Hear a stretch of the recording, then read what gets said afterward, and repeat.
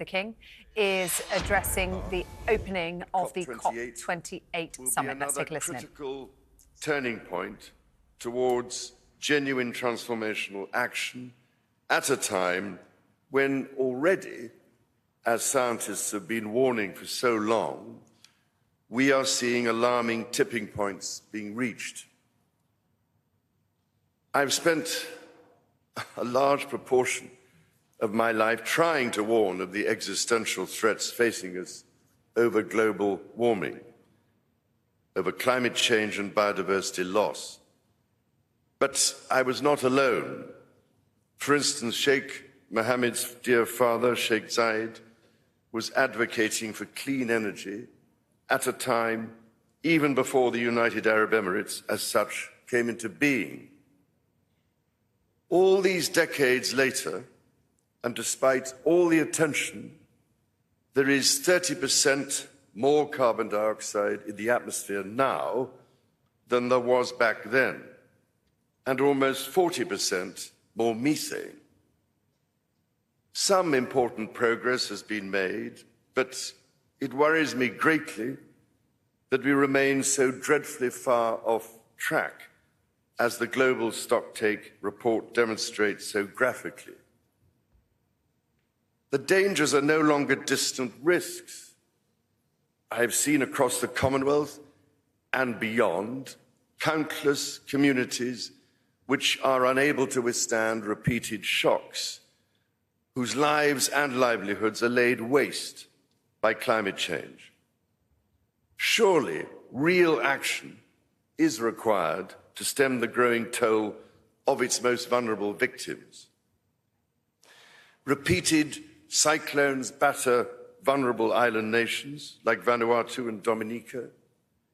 India, Bangladesh, and Pakistan have been experiencing unprecedented floods, and East Africa is suffering a decades-long drought. This past summer, in common with Spain, Greece, the United States, and many other countries, Canada experienced its most severe wildfire season on record, with 18.5 million hectares of land burned, causing terrible loss of life and property, and of course, releasing enormous amounts of greenhouse gases that contribute to dangerous feedback loops to which climate scientists have been alerting us for decades.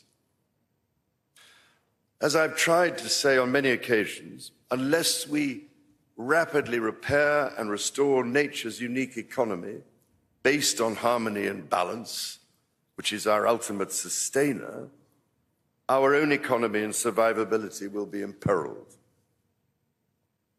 Records are now being broken so often that we are perhaps becoming immune to what they are really telling us.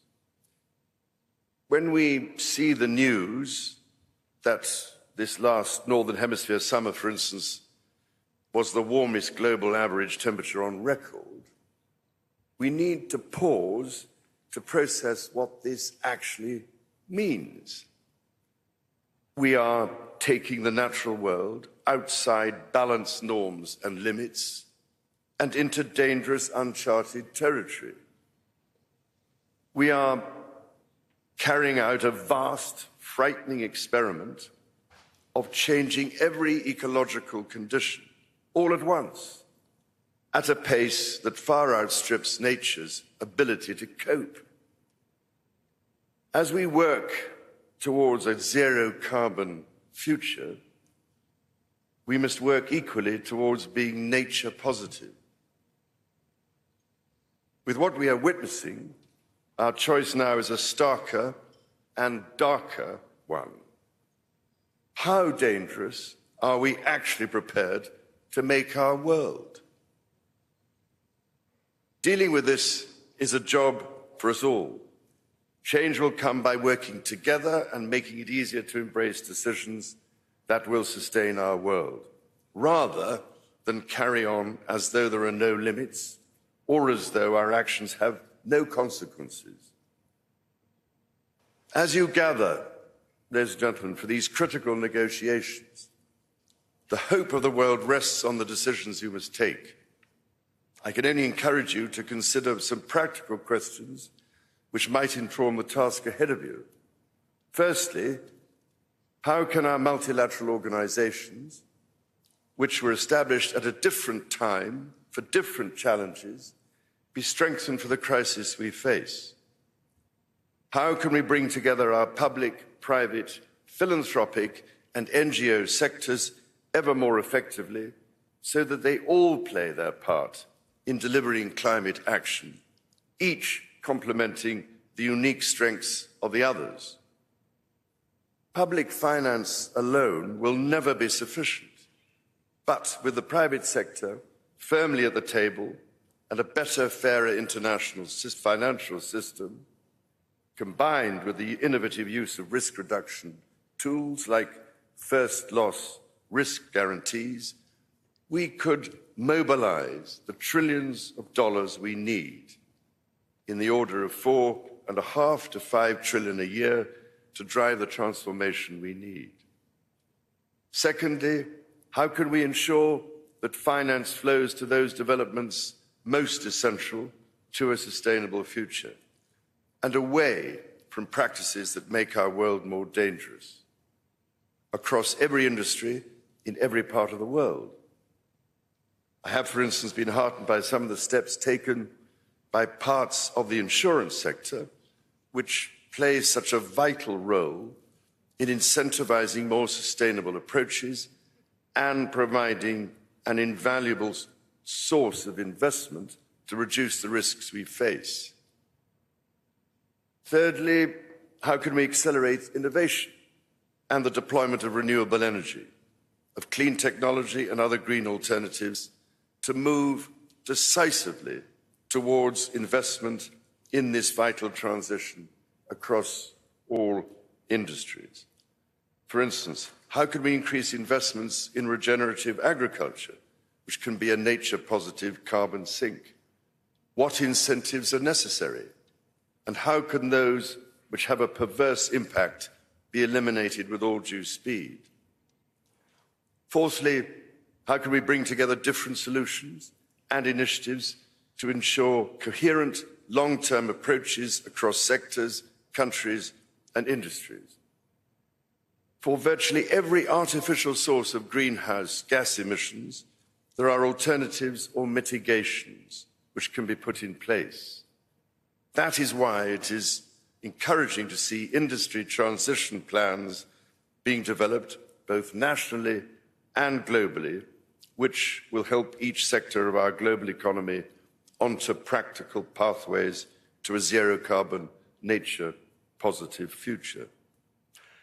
And, ladies and gentlemen, fifthly, how can we forge an ambitious new vision for the next 100 years? How can we draw on the extraordinary ingenuity of our societies, the ideas, knowledge and energy of our young people, our artists, our engineers, our communicators, and importantly, our indigenous peoples, to imagine a sustainable future for people everywhere, a future that is in harmony with nature, not set against her. Ladies and gentlemen, in your hands is an unmissable opportunity to keep our common hope alive. I can only urge you to meet it with ambition, imagination, and a true sense of the emergency we face, and together with a commitment to the practical action upon which our shared future depends. After all, ladies and gentlemen, in 2050, our grandchildren won't be asking what we said. They will be living with the consequences of what we did or didn't do. So if we act together to safeguard our precious planet, the welfare of all our people will surely follow. And we need to remember, too, that the indigenous worldview teaches us that we are all connected, not only as human beings, but with all living things and all that sustains life. As part of this grand and sacred system, harmony with nature must be maintained. The earth does not belong to us. We belong to the earth.